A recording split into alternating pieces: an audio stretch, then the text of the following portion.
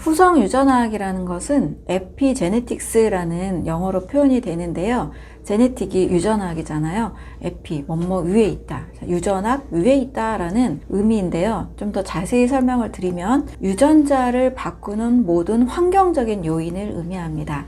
유전자라는 것은 사실 결정이 되어 있는 암호, 코드라고 할 수 있습니다. 그러나 DNA 메틸레이션이라는 과정을 통해서 전혀 다른 유전자로 바뀌기도 합니다. 후성 유전학을 설명을 할 때는 이 환경적 요인, 예를 들면 먹는 것, 스트레스, 운동, 공기, 또 기분을 좋게 하거나 나쁘게 하는 심리적인 여러 요소들, 이런 모든 것들에 따라서 몸은 달라질 수 있다를 이야기를 합니다. 쉽게 많이 드는 후성 유전학의 예로서는 코끼리 상아 이야기가 있습니다. 아프리카에서 상아가 길게 자란 코끼리를 사냥하는 많은 사람들이 있었던 시절이 있었어요. 이 상아가 굉장히 비싸잖아요. 이 모습을 지켜보는 상아가 있는 많은 코끼리들은 자기 동료들이 사냥꾼에 의해서 상아가 있는 코끼리는 잡혀가고 상아가 없으면 잡혀가지 않는구나, 죽지 않는구나, 이것을 바라보면서 학습한 이 코끼리들의 몸에 변화가 일어나기 시작했습니다. 몇 세대를 지나서 보니까 상아가 있는 코끼리는 점점 줄어들고 태어나지 않았고 상아가 없는 코끼리들로 변화가 되었습니다. 이런 밀렵꾼들의 사냥을 금지하는 시기가 또 한동안 찾아왔습니다. 그랬더니 코끼리들이 상아가 있어도 잡혀가지 않는구나, 이것이 또 학습이 된 거예요. 그 후로 또 몇 세대는 원래대로 상아가 있는 코끼리들이 계속 나오기 시작했습니다. 코끼리들의 심리적인 공포와 불안 때문에 유전자가 바뀌어서 상아가 있는 코끼리가 나오기도 하고 없는 코끼리가 나오기도 합니다.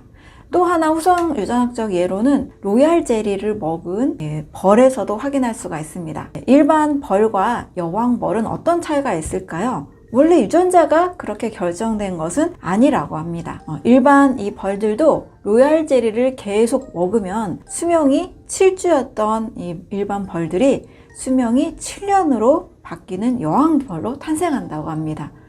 먹는 것에 따라서도 수명이나 또 여러 행태가 다 바뀔 수 있다는 거죠. 따라서 많은 과학자들이 이 후성 유전학을 설명할 때는 유전자는 이제 당신의 운명이 아니다. 당신이 선택하는 것이 당신과 당신 후대를 결정할 수 있다라고 합니다. 이런 말을 많이 사용을 하는데요. 긍정적인 측면으로 보면 우리가 좋은 음식을 먹고 좋은 생각을 하고 좋은 곳에 살면 지속적으로 몸이 좋아지면서 이 좋은 몸을 우리 후손에게도 전달해 줄 수가 있습니다. 반대로 가공식품, 나쁜 음식, 정크푸드를 계속 먹다 보면 나도 몸이 상할 뿐만 아니라 우리 후대까지도 몸을 상하게 할 수 있다는 겁니다. 이 후성 유전학을 잘 이용한다라면 내가 만든 건강한 몸을 이 후대까지도 계속 넘겨줄 수 있다는 거죠. 따라서 이젠 더 이상 유전자나 가족력에 지배받는 그 생각과 삶의 양식에서 우리는 벗어날 수가 있습니다. 부모님이 고혈압과 당뇨가 오셨다. 그래서 나도 고혈압과 당뇨 또는 암까지도 걸릴 수 있다를 믿고 계신 분들이 상당히 많이 계십니다. 저는 꼭 말씀을 드립니다. 선천적인 당뇨이냐, 선천적인 고혈압이냐, 태어날 때부터 가지고 있었던 질병이냐, 그러면 유전이 될 확률이 높지만 후천적으로 50세에 넘어서 당뇨가 오시고 고혈압이 오시고 또 암이 왔다라면 그것은 대사질환이기 때문에 유전자로서 전달되는 것은 아니라고 분명히 말씀을 드립니다. 단 집안의 어떤 환경적인 요인, 한마디로 후성 유전학적 요인이죠. 먹는 습관, 또 비슷한 생활 양식, 비슷한 생각의 패턴들, 이런 것들이 환경이 학습이 되고 환경이 유전이 되기 때문에 그럴 때는 같은 질병에 걸릴 확률이 높아질 수 있습니다. 하지만 부모님이 50대 이후에 후천적으로 발생한 만성질환에 대해서는 절대 가족력을 믿지 않으셨으면 좋겠습니다. 가족의 환경이 학습되는 거지 유전자가 전달되는 것은 아닙니다. 2010년 타임지에서 그리고 세계적인 유명한 저널인 네이처에서도 동시에 후성 유전학을 발표를 했습니다. 문제는 환경이야, 이 바보야 라는 굉장히 선정적인 문구로 많은 사람들에게 후성 유전학이 알려졌는데요. 그동안 유전자와 또는 가족력에 얽매여 있던 많은 사람들의 생각과 또 많은 불안증을 해결해 주는 학문입니다. 이미 결정된 유전자가 우리 몸 전체의 건강이나 질병을 결정짓는 것이 아니라 유전자가 발현되는 그 환경적 요소가 단백질을 만들고 몸에 변화를 준다는 이야기를 하고 있습니다. 그래서 이 중요한 환경이라는 것은 식이, 운동, 스트레스, 또 어떤 공기, 이 환경적 요소들을 뜻합니다. 일부러 비만한 쥐를 만든 실험이 있었습니다. 자, 유전자가 비만을 만들어냈기 때문에 우리 이런 이야기 많이 하잖아요. 나는 유전이야. 내가 뚱뚱한 것은 유전자가 그렇기 때문에 어쩔 수 없어. 이렇게 이야기를 하는데 비만 쥐도 후성 유전학적 요인으로 날씬쥐로 바꿀 수 있는 실험이 성공을 했습니다. 비만 쥐에게 엽산, 베타인, 콜린, 비타민 B12 같은 영양소를 충분히 공급을 하니까 뚱뚱한 쥐가 날씬한 쥐로 바뀌게 된 실험이 있었습니다. 그래서 후성 유전학이라는 것은 더 이상 우리가 가족력이나 유전자에 크게 얽매일 필요가 없다라는 것을 시사하고 있습니다. 하버드 의대의 마인드바디 연구소에서는 무려 질병에 걸리는 이유가 98% 생각 습관에 의해서 기인한다라는 이야기를 하고 있습니다. 네, 후성 유전학의 요인이 음식도 있고 운동도 있고 좋은 공기나 또는 스트레스 여러 요소들이 있는데요.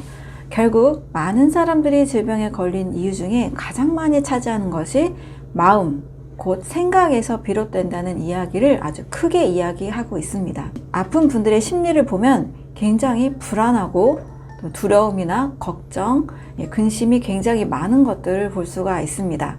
후성 유전학의 이 스위치가 꺼지는 이유 중에 큰 요소가 바로 이 마음에 관한 요소라고 할 수가 있습니다. 코끼리 상아 이야기에서도 봤듯이 동물들도 동료들이 죽어가는 그 모습을 보면서 굉장히 큰 그 공포가 아예 상아를 만들지 못하게 하는 변화를 만들어낸 거죠. 그래서 우리가 다양한 많은 것들을 동시에 신경도 써야겠지만 가장 크게 플라시보 효과에서도 70~80%가 내 마음이 주는 변화가 굉장히 컸잖아요. 그래서 우리가 평상시에 걱정이나 불안이나 공포, 두려움들을 반드시 제거하는 습관도 함께 가질 때 건강한 유전자가 잘 발현이 돼서 건강한 몸을 만들어낼 수가 있습니다. 내가 만들어내는 이런 불안과 공포에 대한 느낌들은 내 몸도 바꿀 뿐만 아니라 내 후대까지도 바꾸는 거기 때문에 우리가 마음을 건강하게 만드는 것도 반드시 병행을 하는 것이 좋겠습니다. 네, 전 세계에서 100세 이상의 사람들이 암이나 심혈관 질환 없이 건강하게 살고 있는 동네들을 찾아본 연구 결과가 있습니다. 바로 블루존이라는 섬인데요.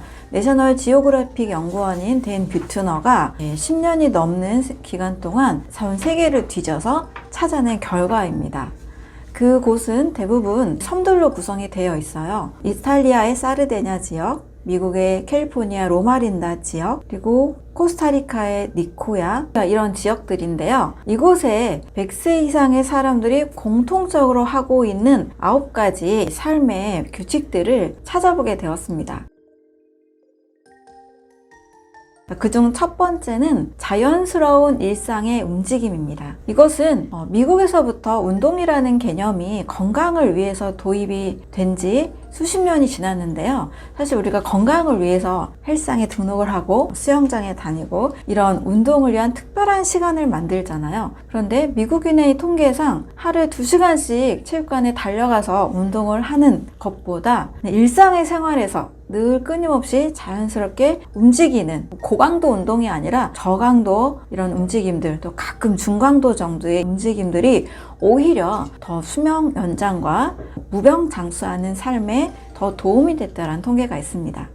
그래서 이 지역의 사람들을 보면 대체적으로 움직임이 많은 직업들을 갖고 있습니다. 사르데냐 같은 경우에는 양을 치는 이 목동의 삶이 굉장히 많은 부분을 차지했고, 은퇴 이후에도 정원을 가꾼다든지 텃밭에 채소를 기른다든지 동물들을 돌보거나 이런 움직임들이 끊이지 않았다고 합니다. 또 동네가 좀 가파른 언덕에 많이 위치한 사람들이 많이 있었다고 해요. 좀 가파르면 숨이 차잖아요. 요즘 우리는 자동차를 너무나 많이 타고 다니다 보니까 숨이 차오르는 경험을 많이 하기가 쉽지 않습니다. 근데 일상에서 이렇게 숨도 가끔 차고 늘 움직임이 끊임없이 있을 때 이러한 사람들이 건강한 삶을 유지하고 있었다고 합니다. 두 번째는 일본의 하라하치부라는 이 문화가 있습니다. 식사의 약 80%만 먹는 습관입니다. 지나치게 배부르게 먹지 않는다는 거예요. 우리가 과식이라는 것을 일상에서 경험하기가 쉬운데요. 장수하는 사람들은 어느 정도 배가 차오르면 이제 식사를 좀 했다. 내 배에 이제 음식물이 잘 찼다라는 신호가 느껴질 정도까지만 식사를 하고 멈춘다고 합니다. 소식이 많은 사람들의 건강도 주고 또 심지어 부까지 가져왔다고 주장하는 사람들도 많이 있는데요. 너무나 힘겨운 소식은 아닐지라도 과식하지 않는 습관, 한 80%까지만 식사하는 습관이 우리가 질병 없이 건강한 삶을 사는데 크게 도움을 주는 것으로 나타났습니다. 세 번째는 채식 위주의 식사입니다. 완벽한 채식주의자가 되자, 비건을 하자, 이것은 아닙니다. 하지만 채식에 가까운 식사가 훨씬 많은 사람들에게 장수에 도움이 되고 있는 것으로 명확하게 밝혀졌습니다. 일반 식사에서도 가공식품은 사실 드시는 분들이 거의 있지 않았어요. 또 건강하게 장수하던 그 마을에 어느 순간에 또 패스트푸드나 편의점이 들어오기 시작하면서 또 건강이 망가지는 이런 패턴들도 나타났습니다. 우리가 이 식단에는 과일류나 채소류, 또 해조류, 버섯류, 견과류, 씨앗류 같은 또 통곡식 같은 음식을 일단 주로 구성을 하고 육류 섭취는 아주 가끔이나 최소한으로 먹고 있는 모습을 확인할 수 있었습니다. 이 오키나와 지역에서는 돼지고기를 먹긴 먹는데요. 40g 정도 순수 살코기 위주로만 먹는 패턴이 발견이 됐습니다. 채식에 가까운 식단, 채식 지향 또는 비건 지향이라는 말도 쓰는데요. 이 생태계도 보호하면서 또 지구 환경도 보호하면서 우리 건강도 챙길 수 있는 좋은 식사라고 할 수가 있습니다.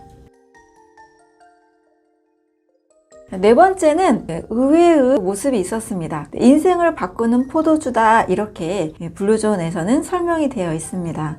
여러분, 포도주 하면 술이니까 완전히 금해야 된다라는 생각을 하시는 분들도 있을 수 있습니다. 그렇게 하시면서 건강을 관리하시는 것도 좋은 방법입니다. 그런데 블루존 사람들을 보니까 하루 한 잔 정도의 와인을 마시는 습관이 있는 것을 확인할 수 있었습니다. 저는 이 포도주 자체가 크게 건강을 돕는다라는 의미보다는 포도주 한 잔을 같이 마시면서 함께 삶의 여유를 느끼는 그 순간, 마음을 또 비우고 행복감을 느끼는 그 순간이 더 건강에 도움이 된 것이 아니었을까라는 생각을 합니다. 다섯 번째는 인생의 목표를 설정하는 것이었습니다. 일본의 오키나와에서는 이키가이라고 해서 내가 무엇을 위해 살고 왜 살아야 되는지라는 분명한 삶의 목적의식 또는 보람을 꼭 가지고 살았다는 거예요. 우리가 삶을 살아가면서 해야 할 일도 많고 너무나 바쁘게 지나다 보니 도대체 내가 무엇을 위해 사는지, 왜 사는지, 또 삶의 보람이나 만족감, 이 성취도를 잃어버리고 사는 경우도 종종 있는 것 같습니다. 블루존 사람들을 보니까 삶의 보람 또는 삶의 목적, 이러한 내적인 요소들을 꼭 챙겨가는 것을 볼 수 있었습니다. 그래서 시간을 내서 내 삶을 전체적인 관점으로 바라보고 의미와 보람을 찾아가는 것, 이것이 반드시 중요한 무병장수의 요소라고 볼 수가 있습니다. 삶의 보람이나 목적이 직접적인 수명과 연관된 통계가 있는데요. 우리가 2000년도 밀레니엄 버그라고 해서 1999년을 살아갈 때 상당히 많은 불안과 걱정, 두려움이 있었던 시기를 경험해 본 분들이 많이 계실 겁니다. 전 세계 통계적으로 보니까요, 1999년 12월 31일 직후에 수많은 노인들이 사망을 했다고 합니다. 노인이기 때문에 좀 더 삶의 의욕도 떨어졌을 수 있지만 2000년도가 주는 불안과 공포가 굉장히 컸다라는 거죠. 삶의 목적을 잃어버린 그 순간에 직접적으로 사망까지 가져오게 하는 너무나 큰 반향을 일으키는 사건이 있었다는 것을 확인할 수가 있었습니다.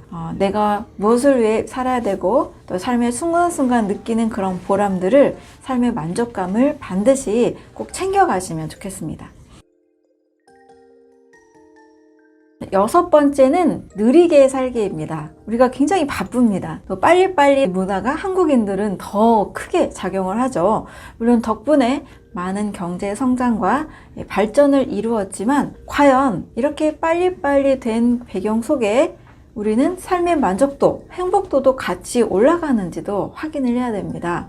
근데 의외로 경제 성장이나 전 세계적으로 많은 문명의 발전이 있었지만 이것과 비례적으로 행복도가 증가하는 것은 아닌 것 같습니다. 오히려 우리의 기준보다 훨씬 더 잘 살지 못하는 국가와 그런 국민들이 더 행복하다고 느끼는 사람들도 많이 있잖아요. 그래서 좀 느리게 사는 삶의 문화, 빨리빨리 해서 결국 얻어내고자 하는 것이 무엇인지, 우리는 건강하게 행복하게 사는 것이 가장 중요하다는 것을 놓치지 않았으면 좋겠습니다. 또 빨리빨리 하는 이 문화 속에서 압박과 경쟁을 우리는 늘 견뎌야 되고 그 속에서 많은 스트레스를 겪게 됩니다. 이 스트레스는 몸에 염증 수치를 올리고 혈압과 혈당 수치, 몸에 만성적으로 스트레스 호르몬의 부작용을 가져오게 됩니다. 느리게 살고 삶의 여유를 느끼면서 우리의 삶을 좀 돌아보면서 산다면 만성 염증이나 또는 노화지표나 또 세포 분열들이 더 잘 되는 것을 확인할 수가 있습니다. 좀 느리게 사는, 좀 숨 고르며 사는, 또 삶의 순간순간에 즐거움을 느끼며 사는 삶의 모습도 굉장히 블루존의 중요한 수명의 장수의 요소로 꼽히게 됐습니다. 일곱 번째는 매우 중요한 부분인데요. 소속감입니다. 재미있게도 이 7가지 블루존 지역의 100세 이상 장수한 사람들의 모습을 보니까 대부분 종교를 가지고 있었습니다. 그게 천주교이든 혼합 종교이든 상관없이 영적인 공동체에 내가 소속되어 있다라는 그 느낌이 건강에 도움을 준 것으로 알려졌습니다. 사람이라면 사회적 동물이라고 하잖아요. 그래서 내가 어느 공동체 일원이 되고 이 공동체에 뭔가 기여도 하고 있고 또 함께 한다라는 그 연대감과 연결감이 건강과 수명에 굉장히 큰 도움을 준 것으로 나타났습니다. 여덟 번째는 가족을 최우선순위로 두는 문화였습니다. 우리나라 보면 요즘 요양원 굉장히 많이 늘어나고 있잖아요. 많은 노인들이 요양원에서 삶을 이어가고 계십니다. 그런데 이탈리아의 사르데냐 지역에는요, 요양원을 발견할 수가 없다고 합니다. 굉장히 특이한 문화가 있는데요. 한 가족이 할머니나 할아버지가 되면 그 자녀, 아들, 딸이나 이 자녀의 자녀, 손주들이 있죠. 하루에 한 명씩 할머니, 할아버지를 돌보는 것이 당연한 문화로 되어 있다고 합니다. 그것을 미안해하지도 않고 또 그것을 힘든 일로 여기지도 않습니다. 우리가 사랑을 받았기 때문에 또 사랑을 돌려드리는 것을 너무나 당연하게 여기고 있다는 거예요. 그것에 대해서 힘겨워하거나 또는 미안한 마음이 없이 아예 사르데냐 지역에 익숙한 문화로 자리 잡고 있는 모습을 확인할 수 있습니다. 그 속에서 할머니로서 또 할아버지로서 이 자녀들의 돌봄을 받으면서 나이가 많더라도 아프지 않고 건강한 삶을 계속 이어갈 수 있었다는 거죠. 또 이와 같이 대부분의 많은 지역들은 가족을 중요시하는 이 문화가 무병장수의 삶에 큰 도움을 주는 것으로 확인이 됐습니다. 아홉 번째는 좋은 가치관을 공유하는 모습이었습니다. 블루존이라는 좋은 가치관이 있지만 그것을 나 혼자서 실천한다는 것은 굉장히 어려울 겁니다. 대부분의 지역은 공동체를 이루고 있었고 좋은 가치관을 공유하면서 일상의 삶에서 음식뿐만 아니라 굉장히 잘 웃고 행복하고 여유로운 삶의 패턴을 발견할 수 있었습니다. 이 블루존을 탐험한 댄 뷰트너는 블루존의 이 환경을 미국의 어느 한 특정 시에 도입을 해서 그것을 공유하는 문화를 만들어 갔을 때 혼자서 열심히 운동하고 좋은 식습관을 만들려고 하는 사람보다 훨씬 더 빠르게 그리고 쉽게 건강이 나아지는 모습을 확인할 수 있었다고 합니다. 내가 건강에 대해서 좋은 습관을 만들려고 한다면 이 가치관을 함께 공유할 수 있는 사람을 곁에 두는 것. 이왕이면 또 팀으로서, 공동체로서 함께하는 것, 이것이 매우 중요한 요소로 밝혀졌습니다. 분류전의 9가지 무병장수에 가까운 삶의 원칙들을 보니까 단순히 음식만 있었던 것은 아니라는 것을 확인할 수가 있습니다. 그래서 우리 함께하는 삶의 문화와 또 우리 마음을 공유할 수 있는 사람들과 좋은 가치관, 습관을 공유할 수 있는 환경을 만들어가는 것이 매우 중요하다고 볼 수 있습니다. 그래서 오늘 이런 내용들을 여러분들이 잘 들으셨다면 어떻게든 좋은 것을 잘 실천할 수 있는 친구를 찾고 또 팀을 찾는 것을 꼭 실행을 하신다면 나와 또 함께하는 사람들의 건강한 삶에 큰 도움을 줄 수 있을 것입니다. 시냐 히롬이라는 세계적인 명의가 있습니다. 이분은 전 레이건 대통령, 영화배우 저스틴 호프만, 또 패션 디자이너인 베라 왕, 이런 세계적인 리더들의 주치의로 활동을 했던 유명한 의사입니다. 또 굉장히 유명한 획기적인 수술을 하나 개발했는데요. 대장의 폴립 수술을 대장 내시경을 하면서 개발한 최초의 사람이기도 합니다. 지금까지 위와 장의 내시경을 40만 건 이상 관찰한 분으로서 이분이 어떤 음식을 먹었는지 바로 알 수 있는 실력을 갖춘 명의입니다. 또 굉장히 인상적이었던 부분이 이분을 만나서 수술을 한 사람들은 암의 재발과 전이가 없었다라는 겁니다. 그래서 지금까지 암으로 사망한 사람들의 사망 진단서를 단 한 건도 쓰지 않았다라는 기록을 가지고 있는 분입니다. 이 시냐 히로미가 본인도 이러한 생활 습관을 하고 있고 또 이렇게 할 수 있도록 환자들을 돕는다고 하는데요. 그 7가지를 말씀드리도록 하겠습니다. 첫 번째는 좋은 식사입니다. 시냐 히로미를 통해서도 알 수 있는 것은 고기, 우유는 몸을 산성화시키고 나쁜 물질들을 만들기 때문에 안 먹도록 만드는 채식 위주의 식사였습니다. 두 번째는 좋은 물을 마시는 겁니다. 사람의 몸은 70%가 수분으로 이루어져 있잖아요. 그래서 전해질이 깨끗하고 미네랄이 풍부한 물, 좋은 물을 마시도록 권고하고 있습니다. 세 번째는 잘 먹고 잘 사자 이런 말이 있잖아요. 규칙적인 배변 활동입니다. 잘 먹고 우리 몸에 쌓여있는 노폐물들은 잘 배설해야 됩니다. 그래서 하루 한 번씩 화장실에 가는 것, 또 만약에 심각한 질병이 있다거나 배설 기능이 너무 안 될 때는 관장을 통해서라도 장에 있는 나쁜 물질을 배설할 수 있도록 이야기하고 있습니다. 네 번째는 적당한 운동입니다. 고강도의 운동을 억지로 힘겹게 하는 것이 아니고 자연스럽게 일상에서 움직임을 늘려가는 것, 또 중강도 정도의 적당한 운동을 하는 것. 저도 운동을 1시간 정도로 제한을 하고 있는데요. 몸의 유연성을 풀어주는 스트레칭이나 걷기나 산책과 같은 무리하지 않은 운동, 또 적당한 근력 운동, 이런 정도로 적당한 운동을 권하고 있습니다. 네 번째는 적당한 수면과 휴식입니다. 잠을 잘 자는 것이 보약이라는 말도 있잖아요. 잠의 중요성을 바쁘게 살다 보니까 많이 놓치기도 하는데요. 숙면은 우리 몸에 영향을 굉장히 크게 미칩니다. 잘 자는 동안에 내 몸에 있는 나쁜 세포도 사라지고 암세포도 해결이 되고 정상적인 세포가 건강하게 분열할 수 있도록 만들어주는 환경을 제공합니다. 또 휴식하는 거, 잘 쉬어야만 몸이 잘 회복이 되잖아요. 적당한 수면과 휴식하기가 중요한 요소로 이야기를 하고 있습니다. 여섯 번째는 바른 호흡하기입니다. 저도 상담하면서 꼭 복식호흡을 말씀을 드리는데요. 대부분 우리가 일반적으로 그냥 숨을 쉬면 흉식호흡만 합니다. 폐호흡만 하게 되는데요. 복식호흡을 통해서 우리 온몸의 오장육부와 모세혈관까지도 충분히 산소를 공급해 주는 것을 중요하게 말씀을 드립니다. 시냐 히로미도 바른 호흡, 우리 몸의 세포에 충분한 산소를 전달하는 것 매우 중요하게 이야기하고 있습니다. 7번째는 사랑과 감사하기입니다.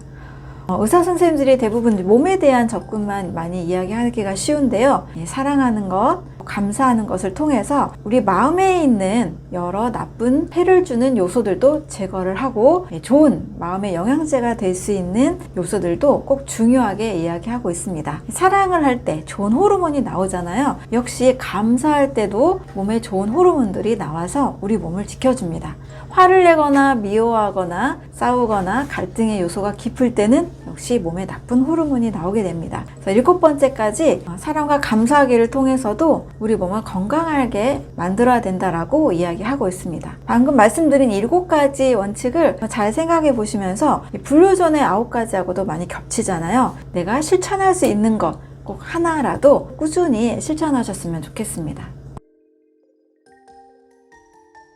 최근에는 심신의학이 발달을 하면서 마음이 차지하는 부분이 굉장히 크다는 것을 이야기하고 있습니다. 신념의 생물학이라고 하는 생물학의 대가로서 의식과 마음이 중요하다는 것을 강조하는 생물학자가 있습니다. 바로 브루스 립튼이라는 사람인데요. 이 사람은 마음, 즉 의식이 우리의 몸과 우리의 삶을 다 창조한다. 세포도 만들어낸다. 이렇게까지 이야기를 하고 있습니다. 결국 마음의 창조자가 되자 좋은 마음을 우리가 잘 만들어서 우리의 세포 또 우리 온몸을 건강하게 만드는 것의 중요성을 이야기를 하고 있습니다. 결국 마음이 치료제가 될 수 있다를 또 제시를 하고 있는데요. 저도 많이 공감을 하고 있습니다. 실제 많이 상담을 해보니까요.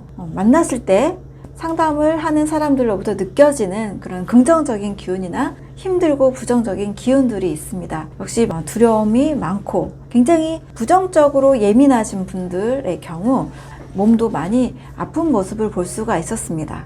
그래서 마음을 굉장히 저도 요즘 중요하게 생각하고 또 공부도 많이 하고 있는데요. 치료제가 되는 마음 습관을 3가지만 말씀드리도록 하겠습니다.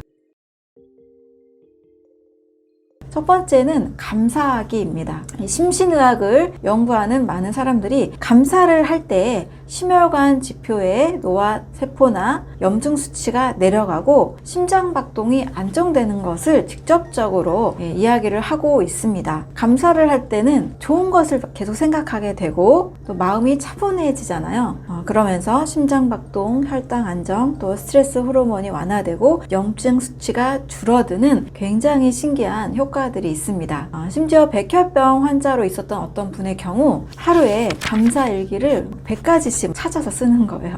이분이 하는 이야기가 그동안 내 생각이 굉장히 부정적으로 치우쳐 있었다. 이것을 깨닫게 됐다라고 이야기합니다. 부정적인 요소들이 싹 사라지고 긍정적인 것을 계속 생각하니까 백혈병의 그 지수들이 완화가 되고 심지어 사라지는 혈액 검사도 확인이 되기도 했었습니다. 그래서 감사하기를 일상에서 늘 습관적으로 한다라면 그 마음으로 인해서 병이 찾아오는 일은 없을 겁니다. 두 번째는 긍정적인 생각의 습관입니다. 감사하기하고도 이어질 수 있다고 할 수 있겠죠. 우리가 부정적인 것을 많이 생각할수록 불평이 생기고 원망이 생기고 또 미움이나 나쁜 감정들이 계속 연결이 되잖아요. 그 반대로 하는 겁니다. 그래서 긍정적인 생각 습관. 어떤 일이 일어났을 때 이걸 통해서 좋은 일로도 될 거라는 것을 우리가 기대해 보는 거죠. 긍정적인 생각 습관을 계속 가질수록 뇌는 변한다고 합니다. 바로 이것을 뇌신경 가소성이라고 하는데요. 스탠포드 대학의 심리학자인 캐롤 드웨 박사는 긍정적으로 생각하는 이 학생들의 수학 성적을 확인해 본 적이 있습니다. 우리는 공부라는 것은 지능으로만 생각하기 쉬운데요. 나는 수학 성적이 올라갈 수 있어. 나의 머리는 나쁘지 않아. 내 머리는 좋아질 수 있어. 라고 생각하고 공부를 한 학생들의 수학 성적을 살펴보니까 계속 향상되는 결과를 가져왔다고 합니다. 우리 뇌는 제가 계속 세포 분열을 말씀을 드리는 것처럼 뇌도 신경 가소성이 있어서 긍정적으로 생각하면 긍정적으로 이 뉴런들이 더 확장이 되면서 지능이 올라가고 성적이 향상되는 결과를 가져온다고 합니다. 반대로 부정적인 생각 습관을 가지게 되면 또 어떻게 될까요? 마찬가지로 부정적인 생각 습관을 가지면 뇌는 또 정직하게 부정적으로 계속 키워가는 것으로 알려져 있습니다. 그래서 신경 가소성, 변화할 수 있다라는 뜻입니다. 그래서 나는 머리가 나빠. 우리 집안은 머리가 나빴어. 나는 유전자가 나빠. 이런 생각 자체가 머리를 나쁘게 만들고 성적을 떨어뜨리는 효과가 있기 때문에 나의 머리는 좋아질 수 있어. 나의 건강은 더 나아질 수 있어. 또 어떤 일이 왔을 때도 당장은 안 좋은 일처럼 보일지라도 이것이 전화위복이 돼서 좋은 일로 풀리는 경우가 상당히 많은 것을 알 수 있잖아요. 그래서 늘 생각을 긍정적인 생각 습관을 갖는 것, 이것이 바로 치료자가 되는 마음이라 할 수 있습니다. 세 번째는 이타심과 봉사입니다. 여러분, 세계에서 제일 행복한 사람이라고 알려진 사람이 있는데 누군지 아시나요? 이 뇌신경 과학자 데이비드라는 사람이 관찰을 한 결과라고 합니다. 수만 명의 자원봉사자와 이 사람의 뇌파를 측정을 했는데요. 우리가 행복 수치라고 알려진 뇌의 감마파가 확연하게 올라가 있는 이 사람을 발견했다고 합니다. 바로 매튜 리카르라는 사람이에요. 이 사람 원래 유전학자였는데요. 직업을 바꿔서 티벳의 이 승려로 살고 있다고 합니다. 200개가 넘는 전극을 뇌에 꽂아서 뇌파를 측정을 해봤는데요. 이 수치가 일반 자원봉사자들보다도 확연하게 높았다고 합니다. 이 사람이 쓴 책이기도 하고 늘 주장하고 있는 이 마음이 있는데요. 바로 이타심입니다. 나를 통해서 타인에게 도움이 되는 삶을, 그런 마음을 이야기하는 건데요. 우리가 나만 계속 자기에게로 빠져드는 상태가 많은 심리적 질병이나 우울증이나 많은 질병으로 가기가 쉬운 상태라고 이야기를 하고요.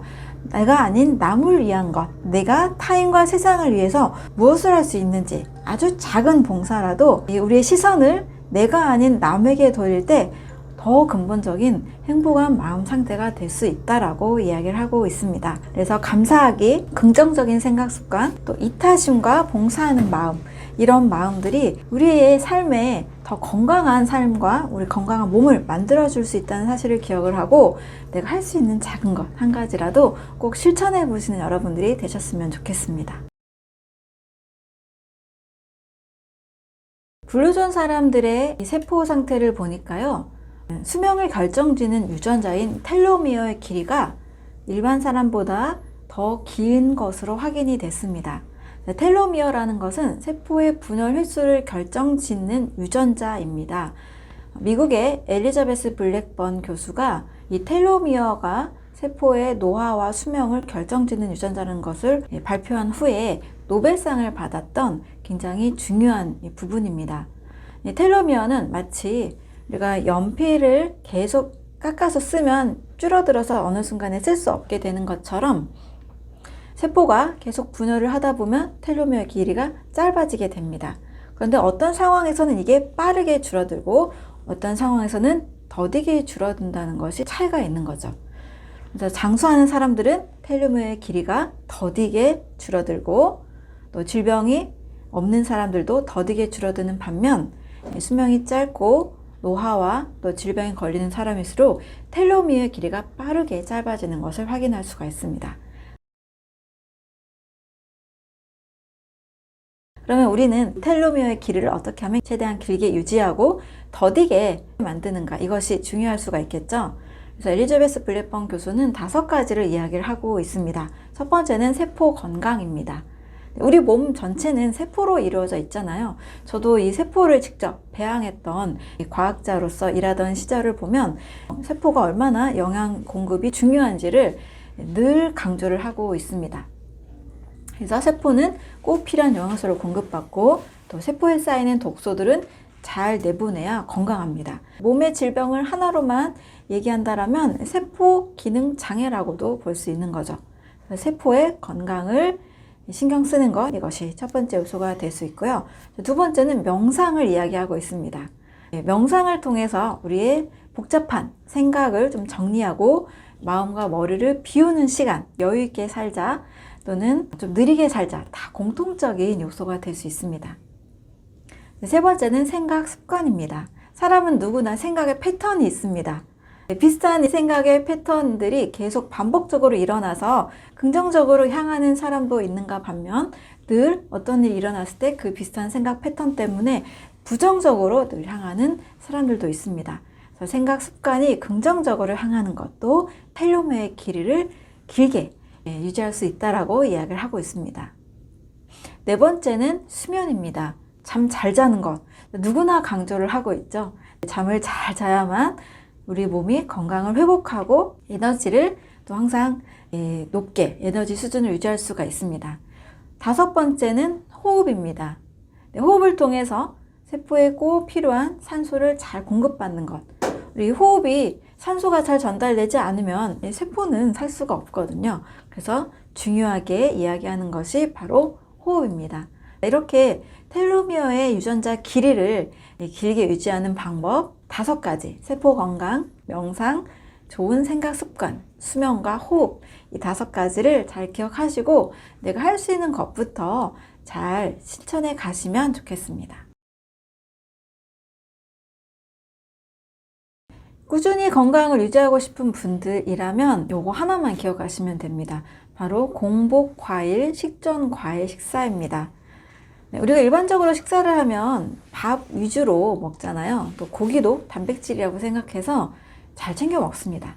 탄수화물이나 단백질이 결핍되기는 어려운 것 같아요. 무엇보다 결핍되기 어려운 것은 바로 충분한 비타민과 미네랄, 그리고 식이섬유, 좋은 지방입니다. 이런 성분은 좀 챙기지 않으면 잘 먹기가 어렵죠. 이것을 잘 해결해 줄 수 있는 것이 바로 공복 과일, 식전 과일 식사입니다. 아침 식사로는 과일만 드시는 것을 추천을 드립니다. 어떤 분은 배고프지 않냐 하는데요. 처음에 쌀밥을 드셨던 분들이라면 소화효소가 나오는 몸이다가 과일을 드시면 소화효소가 필요가 없기 때문에 거기서 오는 식사의 가벼움 때문에 허전함을 느낀다라고 느껴질 수 있습니다. 하지만 적응이 되면 2주, 3주, 한 달 안에 이거 먹어도 배고프지 않네 라고 많이 느끼십니다. 그래서 아침 과일 500g을 아침 식사로 꼭 챙겨 드시면 충분한 영양이 흡수가 될 수 있습니다. 점심과 저녁에도 이거 좀 건강을 챙기겠다, 나는 약도 안 먹고 건강하게 걷는 백세인이 되고 싶다, 이런 꿈이 있으신 분들이라면 과일 하나 정도, 사과나 토마토나 바나나 하나 정도를 좀 챙겨서 식사 전에 먼저 과일을 드시고 일반 식사를 하시면 됩니다. 여기서 일반 식사라는 것은 최대한 한국인이니까 한식을 말씀드리는 겁니다.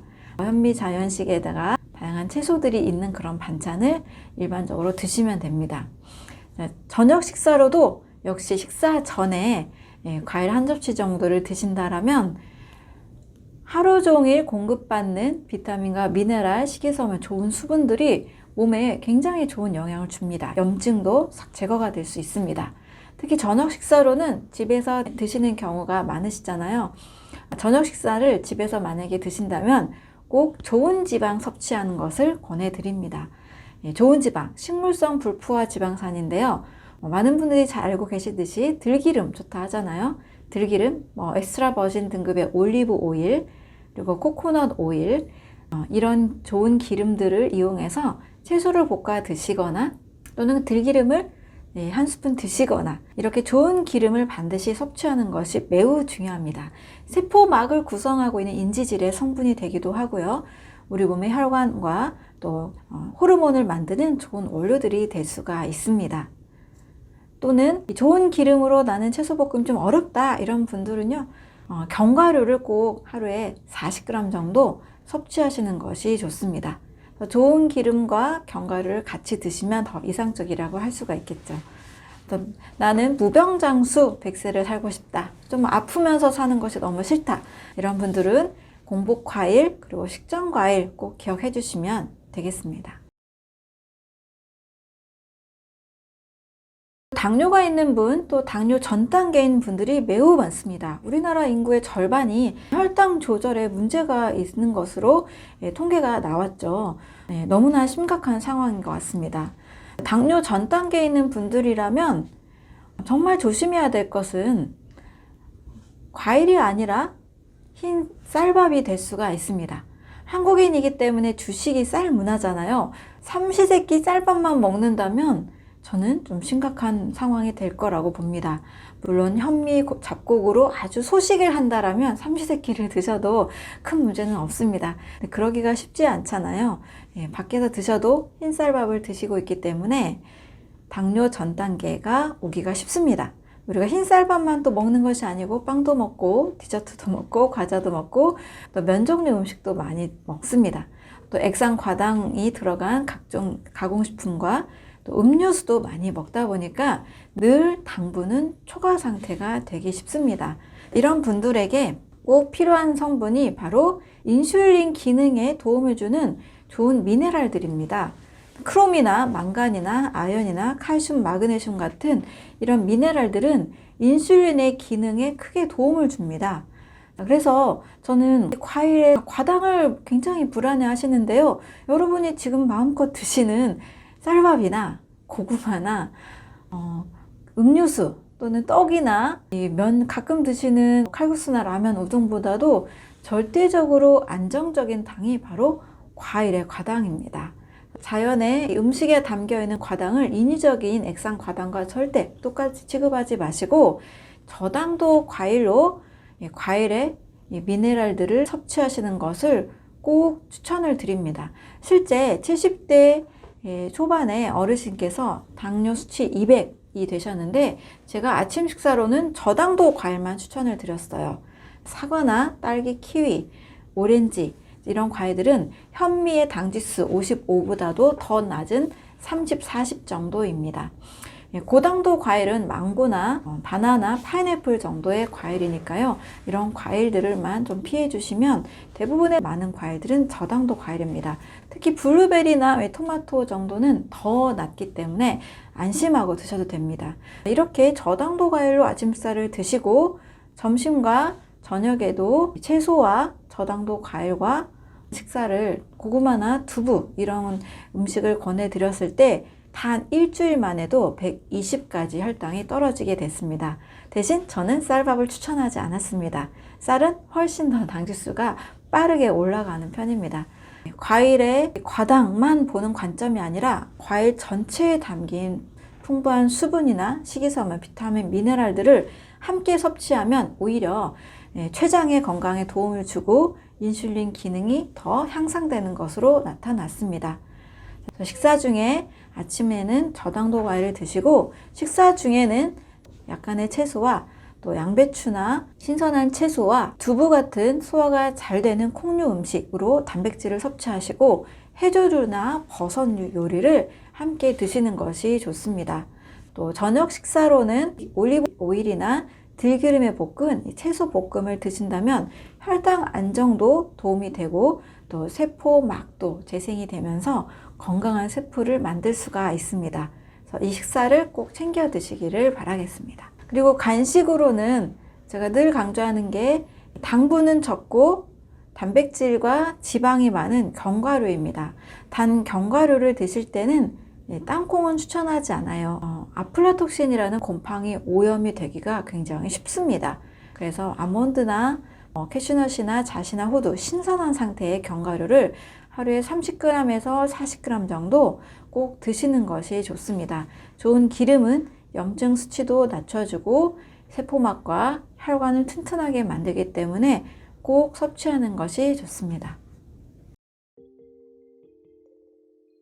쉽게 빼시는 분들이 있고 좀 어렵게 빼시는 분들이 있는데요. 일단 좀 쉽게 빼는 방법부터 좀 말씀을 드릴게요. 이분의 경우에는 큰 노력 없이 2개월 동안 그냥 음식 계속 꾸준히 배부르게 먹으면서 5kg를 감량하신 분이 계십니다. 임신 중에 쪘던 살이 또 많이 안 빠지잖아요. 이렇게 임신 중에 쪘던 살을 2달 동안 6kg 정도 감량하신 분이 계십니다. 좀 쉬운 방법을 찾으셨는데요. 과일을 충분히 먹는 것, 그리고 밥보다는 고구마를 좀 충분히 먹는 것, 채소를 충분히 먹는 식사였습니다.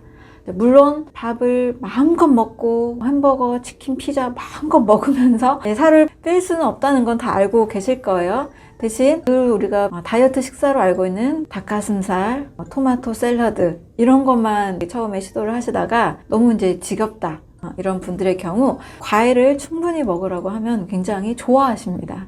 과일을 살찔까봐 못 먹었는데 이렇게 많이 먹어도 돼요 하시면서 충분히 드시는 분들의 경우 빠르게 효과가 나타납니다. 그래서 하루에 과일을 1kg까지 권하기도 해요. 아침 식사, 또 점심 저녁에 식전에 드시고 식사로는 방울토마토도 같이 드시지만 고구마로 식사를 대체해도 됩니다. 그래서 하루에 1kg 정도의 과일과 또 적당한 채소를 드시고 또 고구마도 드시면서 배고플 틈이 별로 없잖아요. 이렇게 드시면서도 2달에 5kg, 6kg 정도 감량할 수가 있습니다. 그런데 나는 좀 빠르게 빼야 되겠다. 좀 더 세도 괜찮으니까 10kg, 20kg 빼고 싶다. 이런 분들이 계신다면 두 번째 방법을 추천을 드립니다. 역시 하루에 과일은 500g 정도를 꼭 드시는 겁니다.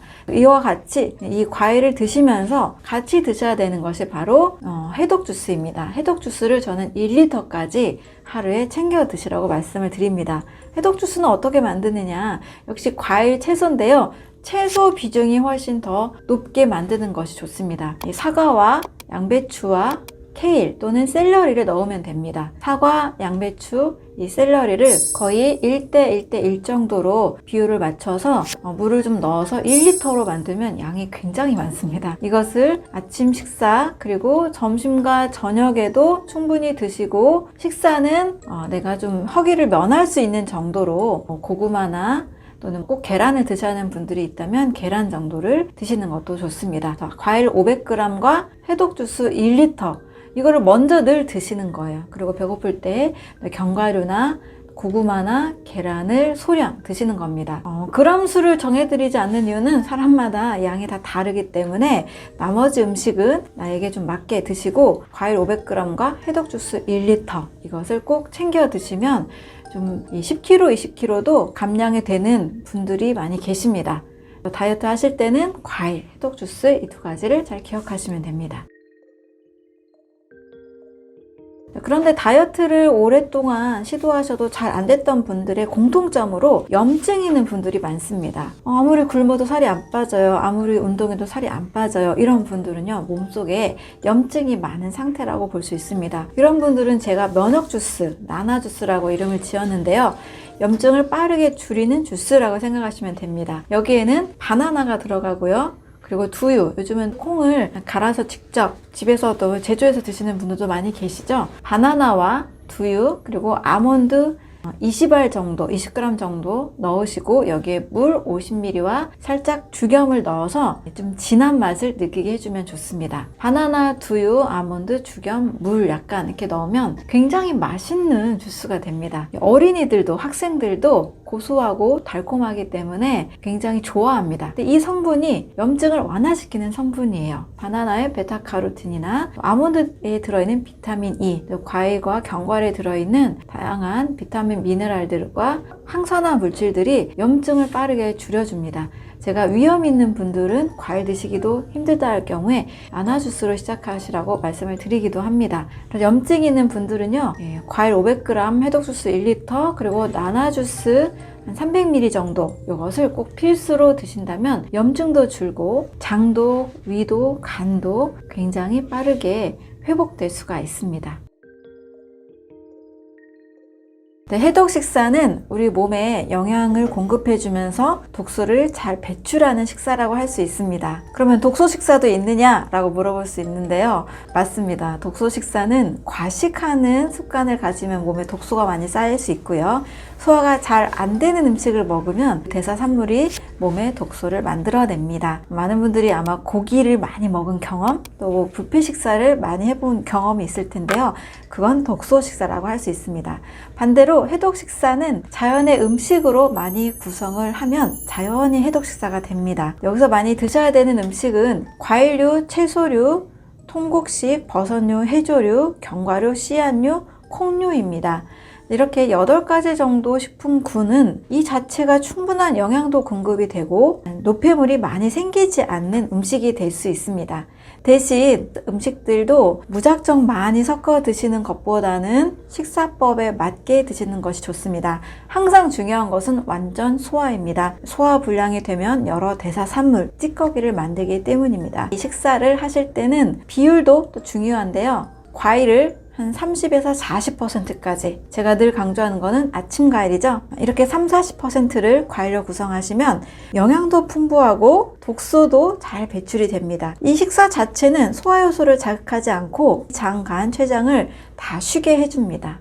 그리고 이전에 먹었던 쌓였던 독소들도 다 배출을 시켜줄 수 있습니다. 그리고 채소류는 소화력이 좋으신 분들은 생채소를 잘 소화시킬 수 있지만 위가 약하고 소화력이 나쁜 분들은 채소는 익혀 드시는 것을 추천을 드립니다. 상추 몇 입 정도는 크게 무리가 없겠지만 양배추나 당근이나 단단한 식물 세포벽을 가진 채소들은 꼭 익혀서 또 쪄서 드시거나, 당근의 경우에는 기름에 볶아서 드시는 것도 좋습니다. 채소류를 점심과 저녁에 현미 잡곡 식사와 함께 익혀서 채소류 반찬을 각각 하루 300g 정도씩 드시면 몸에 독소가 쌓이지 않고 해독이 잘 됩니다. 그리고 밑반찬들로 해조류나 버섯류를 합쳐서 한 100g 정도씩 드시면 좋습니다. 견과류는 하루에 한 30에서 50g까지 드시면 좋고요. 또 씨앗류를 대신할 수 있는 기름인 올리브오일이나 들기름을 한 20g 정도씩 드시면 됩니다. 이렇게 드시면 또 현미, 잡곡, 통곡식은요 지나치게 많이 드시는 것은 추천하지 않습니다. 미국의 의사들의 의사로 알려진 조엘 펄먼의 경우에는 20% 미만으로 먹으라고 했습니다. 그러면 하루 칼로리의 20% 정도면 밥 한 공기 있잖아요. 한 공기를 점심과 저녁에 나눠 드시거나 점심에 한 끼 정도 드시는 것이 좋습니다. 하루 중에 식사할 타임이 없어서 저녁밖에 안 된다 하시는 분들은 저녁 식사 한 공기로 드시면 됩니다. 그리고 콩도 두부나 렌틸콩, 병아리콩 정도를 하루에 소화 잘 되는 만큼을 드시면 좋습니다. 이러한 8가지 식품군들은 내 몸에 영양을 공급해 주면서 자연히 독소를 적게 만들고 그 전에 쌓였던 독소까지도 제거해 주기 때문에 8가지 식품군을 활용한 식사, 해독 식사를 최대한 많이 하시는 것을 추천을 드립니다. 해독 식사를 권했을 때 어떠한 변화가 있는지 많은 분들이 궁금하신데요. 첫 번째로는 현재 앓고 있던 질병이 있다면 약을 줄이거나 컨디션, 신진대사가 매우 좋아지는 것을 볼 수가 있습니다. 선천적인 갑상선 질환을 가지고 있었던 어린 학생이 있었습니다. 엄마가 이제 상담을 요청해서 상담을 하게 됐는데요.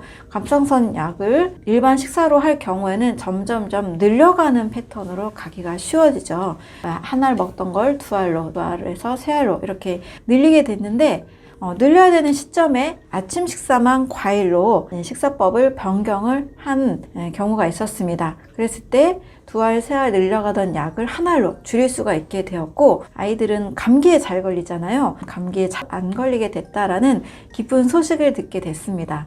어린이들의 경우 감기에 자주 걸릴수록 키가 잘 안 자라잖아요.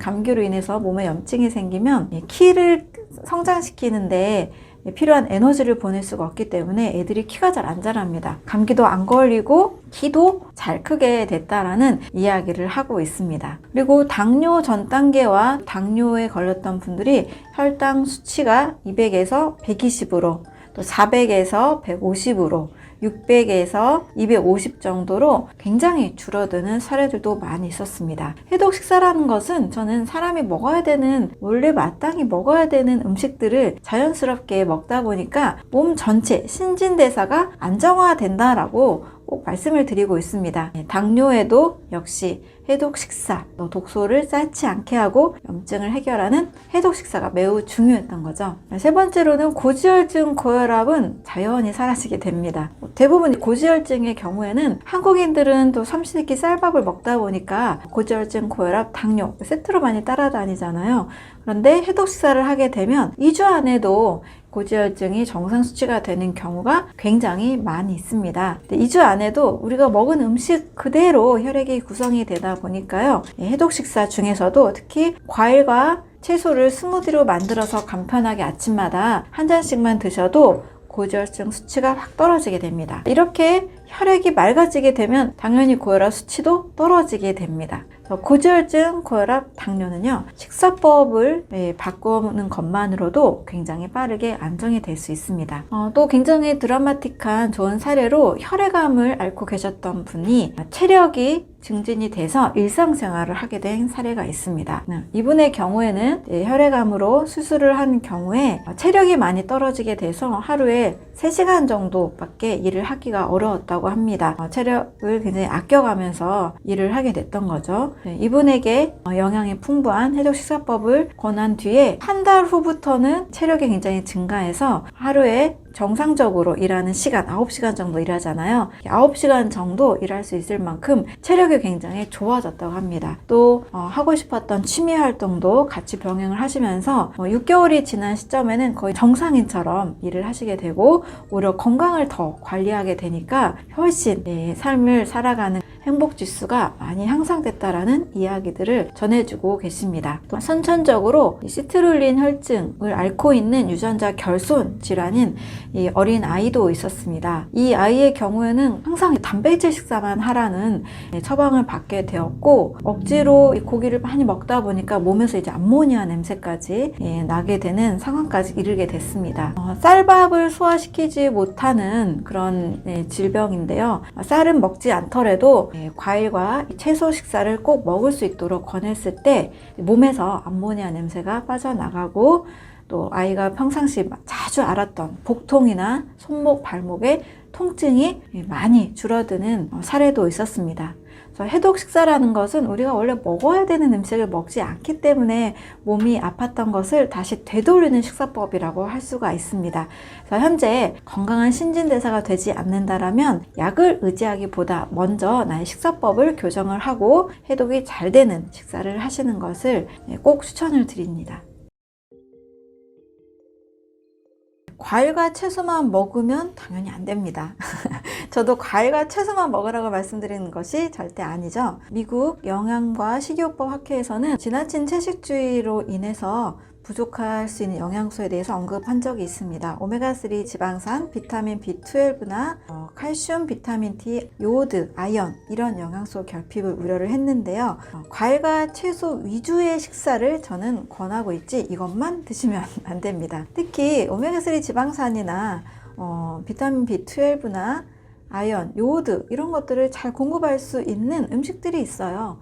꼭 같이 드셔야 되는 음식이 견과류와 씨앗류, 그리고 해조류, 버섯류를 말씀을 드리고 있습니다. 견과류 안에는 꼭 필요한 불포화 지방산이 담겨 있기 때문에 오메가3, 6, 9 이런 지방산은 견과류와 씨앗류를 통해서 섭취할 수 있습니다. 비타민 B12의 경우에도 동물성 단백질에만 있는 거라고 알고 계시는 분들이 많이 계십니다. 하지만 우리 몸에는 나와 공생하고 있는 장내 미생물들이 있습니다. 장내 미생물은 우리가 먹은 음식을 가지고 비타민 B군과 비타민 K 같은 걸 만들어내는데요. 비타민 B12도 장내 미생물이 만들어내는 것으로 확인이 된 바 있습니다. 그래서 제가 말씀드리는 8가지 식품군들을 충분히 드신다라면 비타민 B12 결핍이나 다른 영양소 결핍이 없습니다. 아연이나 마그네슘, 칼슘, 비타민 D, 요오드 같은 것들도 해조류를 섭취하면서 또 버섯류를 섭취하면서도 충분히 공급이 될 수가 있습니다. 아연은 또 해산물이나 굴, 소고기 단백질에 많이 들어있는 것으로 알려져 있습니다. 하지만 브라질 너트나 아몬드 이런 견과류를 통해서도 섭취할 수가 있고요. 요오드는 해조류, 미역이나 곰피나 톳 같은 이런 해초, 해조류를 통해서도 충분히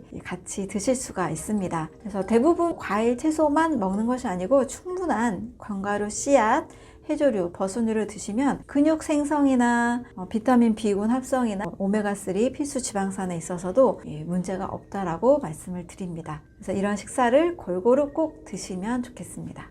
해독 식사라고 하니까 의욕이 넘치는 분들의 경우 채소 섭취를 지나치게 하는 경우가 있습니다. 그래서 살이 지나치게 빠진 분들이 계세요. 채소는 과일과 전혀 다릅니다. 어떤 분들은 과일, 채소를 같은 것으로 생각하는 분들이 좀 계시더라고요. 과일은 충분한 과당, 포도당, 자당 같은 에너지원이 되는 성분이 같이 있습니다. 아보카도의 경우는 단백질과 지방도 같이 있죠. 이렇게 과일은 에너지를 낼 수 있는 반면 채소의 경우에는 당근 정도를 제외하고는 당분이 많이 없죠. 그래서 비타민, 미네랄, 섬유질, 수분으로 이루어져 있기 때문에 채소를 지나치게 먹으면 살이 지나치게 빠지기가 쉽습니다. 식이섬유가 있기 때문에 포만감은 또 많이 느껴지거든요. 그래서 채소를 지나치게 막 1리터 이상 해독 주스를 지나치게 먹을 경우에는 살이 너무 빠지고 또 몸이 차가워지고 또 소화가 안 되고 가스가 차는 부작용을 경험하실 수 있습니다. 이럴 경우에는 채소 양을 줄이는 방법, 생채소 대신에 채소를 익혀 먹는 방법, 그리고 꼭 견과류와 씨앗류를 같이 드시는 방법을 추천을 드립니다. 너무 살이 빠지거나 몸이 차가워지는 이런 부작용들은 채소를 잘못 섭취했을 경우가 있으니까요. 그 부분들은 잘 조절을 하시면 됩니다. 우리가 집에서 이렇게 음식을 챙기지 못할 경우가 간혹 있습니다. 저도 물론 있는데요. 우리나라에 굉장히 좋은 시설이 있어요. 편의점에서 과일도 팔고 있다라는 겁니다. 저도 지방 출장이나 외부 일정 때문에 이처 과일을 챙기지 못했을 때 편의점에서 과일을 구입을 합니다. 만약에 어쩔 수 없이 사막 같은 환경에 간다, 이런 경우 별로 없겠지만 이렇게 진짜 과일 채소를 하나도 구하지 못할 경우에는 저는 임시 방편으로 비타민C 정도의 영양제는 꼭 추천을 드리는 편입니다. 너무 아파서 도저히 과일 채소를 못 챙긴다, 최소한의 비타민C라도 꼭 드시라고 권하고 있는데요. 비타민C 결핍으로 인해서는 세포 기능도 안 되고요, 또 혈액 생성도 잘 되지 않고 철분 흡수가 잘 되지 않습니다.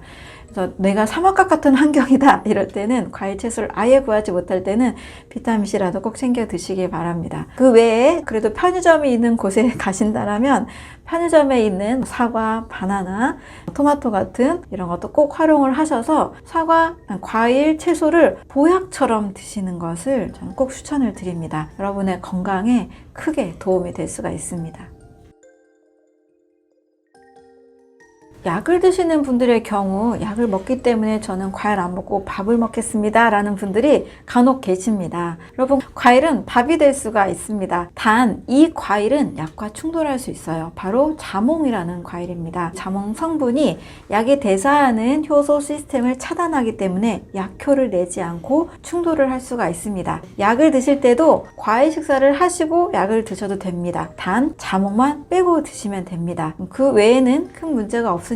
해독 식사 또는 과일 식사를 하실 때 일반식 밥을 드시면서 약을 많이 드시듯이 과일 식사 또 해독 식사를 하시면서 약을 같이 드셔도 무방합니다.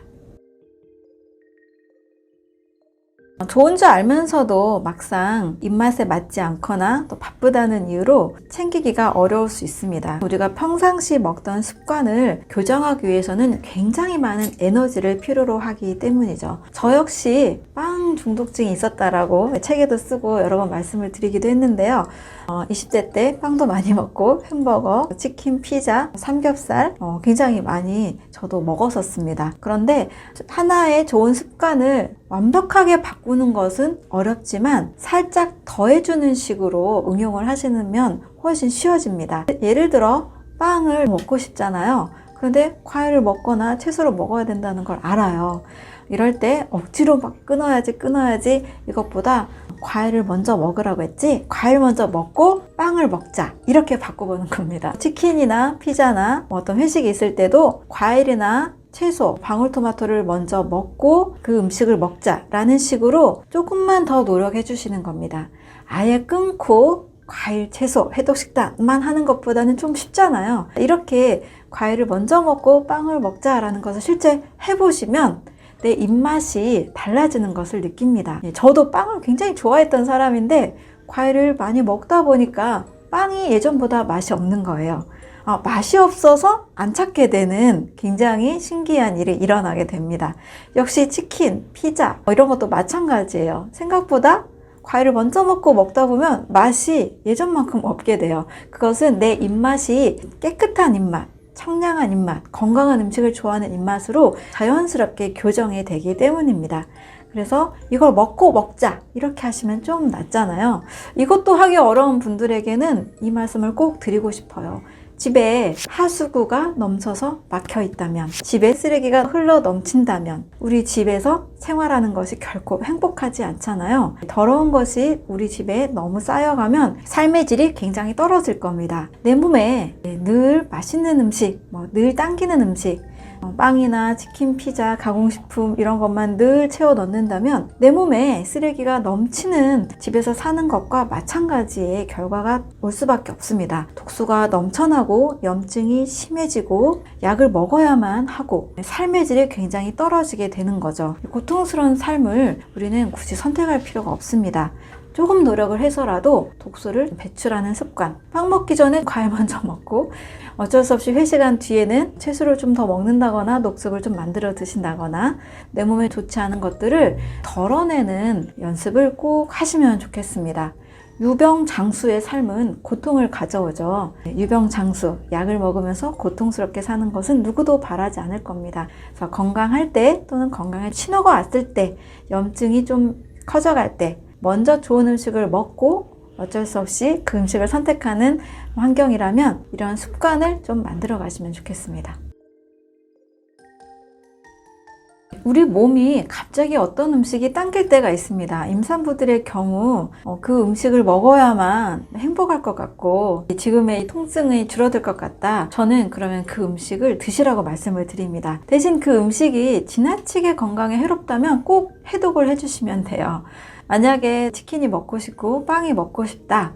그러면 식전에 과일을 드시거나 식후에 좀 녹즙을 드시고 채소를 좀 드셔서 해독을 꼭 해주시라고 말씀을 드립니다. 어르신들도 옛날 좋아하던 추억이 담긴 음식들이 있어요. 그 음식이 떠오를 때가 있습니다. 어떤 분의 경우에는 그 병원에서 고기를 절대 먹지 마세요 해서 고기를 끊었는데 계속 몸이 아픈 거예요. 힘들고 해서 너무 먹고 싶어서 불고기를 좀 드셨는데 기운이 막 나고 막 힘이 솟고 아픈 게 사라졌다라는 이야기를 들은 적도 있습니다. 이렇게 추억에 담긴 음식은 정신적으로도 전 영향이 있다고 생각이 들거든요. 그래서 너무 먹고 싶은 음식은 드셔라. 대신 이후에 그게 너무 독소가 많은 음식이라면 이전과 이후에 해독하는 음식도 같이 드시는 것을 권해드리고 있습니다. 사람은 마음 그리고 영혼이 같이 움직이는 존재이기 때문에 지나치게 이 원칙들만 고수하는 것이 또 맞지 않는 상황도 있습니다. 행복을 가져다 주는 음식이라면 선택하시고 설령 이것으로 인해서 몸이 좀 힘들다면 꼭 해독을 같이 하시는 것을 권해드립니다. 해독 식사를 하면 몸은 당연히 바뀌게 되어 있습니다. 단 3일만 아침 과일 식사를 하신다면 속이 편해지고 화장실에 잘 가고 몸이 가벼운 것을 느낄 수 있습니다. 그래서 해독 식사를 선택하실 때 내 몸이 변해가는 과정을 충분히 즐기시라고 꼭 말씀을 드리고 있습니다. 내가 좋은 음식을 선택한 만큼 내 몸의 세포는 더 건강해지고 있습니다. 우리 몸은 늘 세포가 분열이 되고 있으니까요. 건강한 음식을 먹을 때마다 이거 너무 힘들어, 맛없어 이러기보다 내 몸의 세포가 건강한 세포로 오늘도 수천만 개가 만들어졌구나. 내 몸에 나쁜 독소가 빠져나갔구나. 내 몸이 바뀌는 과정을 꼭 즐기시면서 이 식사를 실천하셨으면 좋겠습니다.